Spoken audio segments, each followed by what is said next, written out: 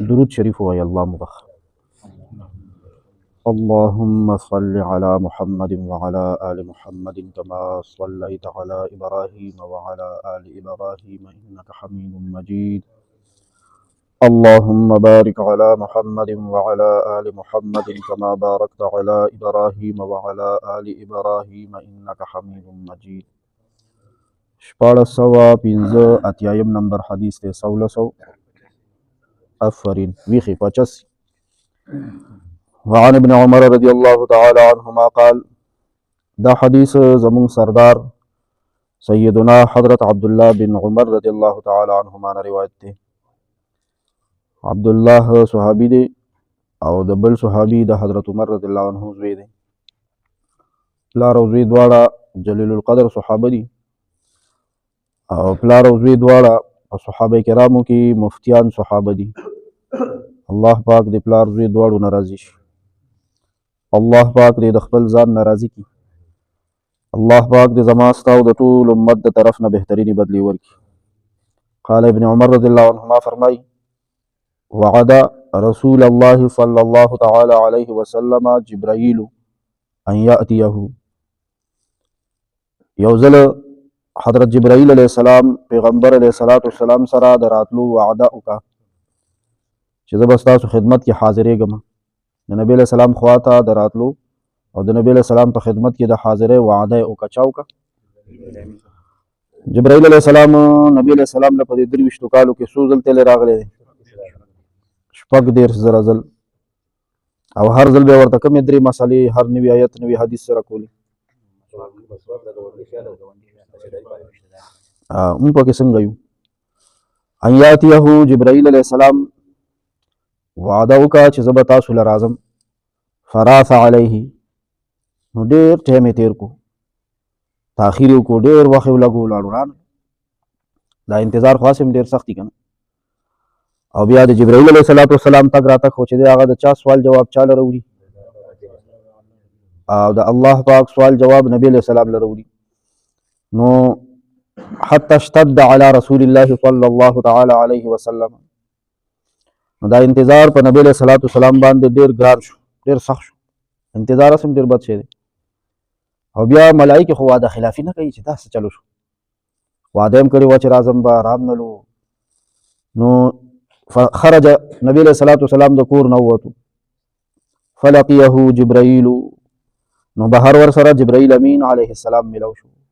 بار ولاړ دی، کور ته نه راځي.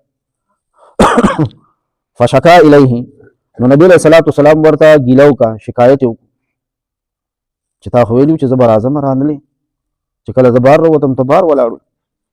فقال، جبرائیل علیہ السلام ورته وویل، انا موږ ملایکې چې یو که نه، جبرائیل علیہ السلام خو ملایک دی که نه، ملایکو سردار دی. فقال ویل، انا موږ ملایکې چې یو فرشتې، لا ندخل بیتا، موږ داسې کور ته نه داخلېږو، نه ننوځو فیه کلب، چې په هغې کې سپی وي، ولا صورت، او یا پکې تصویر وي. رواه البخاري، دا حدیث امام بخاری رحمه الله روایت کړی دی. امام نووي رحمه الله دی حدیث کې یو مشکل لفظ رالو، د هغې معنا او د لوستو طریقه ښیي. راثه ابطأ، تاخیر یې وکړو جبرائیل علیه السلام، وهو بالثاء المثلثة. د حدیث په شرحه کې علماو لیکلي دي، تیر حدیث کې دا خبره تېره شوې وه چې کوم ځای کې سپی وي هلته ملایکه نه راځي. دا واقعه نبی علیہ السلام سره هم پېښه شوه. حضرت جبرائیل علیہ السلام د راتلو وعده وکړه، نبی علیہ السلام انتظار کولو، رانلو. چې بار نبی علیہ السلام تشریف یوړلو، نو جبرائیل علیہ السلام ورسره ملو شو. نو نبی علیہ السلام ورته ګیله وکړه، نو هغې بیا وفرمایل چې کوم کور کې سپی مونږ هغه کور ته نه داخلېږو. دا یې وجه عالمانو لیکلې ده چې دا سپی چې دا ګندونه خوري، هم په دې وجه خو سپي ته شیطان هم ویلی شوی دی، او فرښته خو روحاني وي. دا د شیطان ضد دی، ملایک خو د شیطان ضد دی. فرشته د پلیتۍ نه نفرت کوي، د نجاست او د ګندونو نه، نو دې وجې نه یو ځای نشي جمع کېدی. ورپسې بیا بل حدیث کې انشاءالله د دې نورم مزید وضاحت را روان دی. خو مسله دا روانه ده چې تصویران او بې ضرورت سپي ساتل دا نقصان دی چې د رحمت ملایکې بیا کور ته نه داخلي. مونږ اکثر دا خبره کوو که نه جي، مخ هم بندې دي، کاروبار ته ګوتې کوو، د ګټې په ځای ورکې تاوان کوو، خلک هغه دی په مخ کې روان دي، مونږ په هماغه په ځای ولاړ یو. 1990 او 2000 کې چې په کوم ځای ولاړو، مکه ځای کې یو مخکې لاړو، مخ هم بندې دي، او په کورونو کې هم بې اتفاقي ده، سیزونو کې بې برکتي ده، تنخوا کې بې برکتي ده. نو د هغې وجه دا ده نو تاسو خپله سوچ وکئ چې زمونږ او ستاسو په کورونو کې بې ضرورته تصویران شته که نشته. دا اوس وخت خو داسې دا وبا عامه شوې ده چې خو خلکو کورونه هم ترې نه بچ او محفوظ نه دي. نو د دې لپاره به خواري کوو، محنت به کوو چې راتلونکي نسل ته خبر اسانه شي چې او والله چې زموږ مشرانو کې داسې مشران هم تېر شوي چې هغوی به تصویر د کور نه ختمولو، او که نه دغه شانتې په غوږ هم دا خبره وواله نو د ښې ورځې مخ به مونږ هم نه وي. نو ځکه چې یو کور کې یو حجره کې یو ځای کې یو ګاډي کې ملایکې نه که نه د رحمت ملایکې، نو ظاهره خبره دلته به څوک شیطانان به. نو چې نن څومره پریشانه یو سبا به د دې نه زیات پریشانه یو، ځکه د پرون په نسبت نن د شیطانانو تعداد سیوا دی. تاسو ته دا مسله شوې ده، او د نن په نسبت به سبا سي زیات وي بیا، نو بیا مقابله ګرانه ده. نو الله پاک د زمونږ او ستاسو کورونه د خیرونو او د برکتونو اډې جوړې کړي، او دا اوس چې د شیطانانو اډې او جالې جوړې شوي دي خدای د شیطانانو جالې ترې نه ورانې کړي.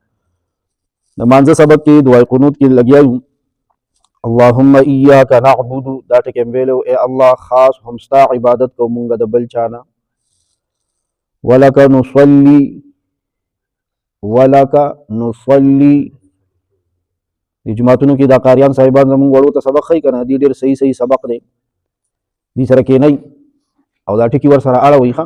ولک نصلي او خاص ستا دپاره مونځ کوو مونږه، ولک نصلي او خاص ستا دپاره مونځ کوو مونږه. وصلی الله تعالی علی خیر خلقه محمد و آله و اصحابه اجمعین برحمتک یا رب.